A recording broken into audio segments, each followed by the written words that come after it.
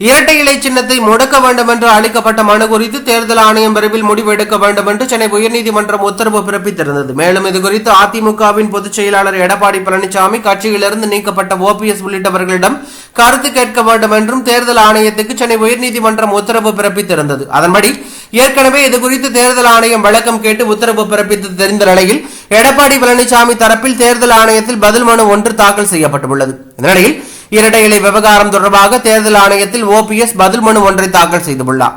அதில் ஒருமுறை முதன்மை உறுப்பினர்கள் மூலம் தேர்ந்தெடுக்கப்பட்ட கட்சி தலைமை 5 ஆண்டுகள் செயல்பாட்டில் இருக்கும். அதனை பொதுக்குழுவின் ஒரு சிறப்பு தீர்மானம் மூலம் கலைத்து விடவோ அல்லது செல்லாது என்று முடக்கிவிடவோ முடியாது. தற்போது உள்ள கட்சியின் நிர்வாகம் என்பது சட்டவிரோதமானது.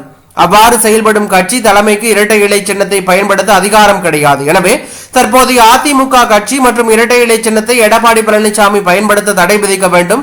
அந்த அதிகாரத்தை தேர்தல் ஆணையம் திரும்ப பெற வேண்டும் என்று OPS தெரிவித்துள்ளது பரபரப்பையும் அதிர்ச்சியும் ஏற்படுத்தியுள்ளது.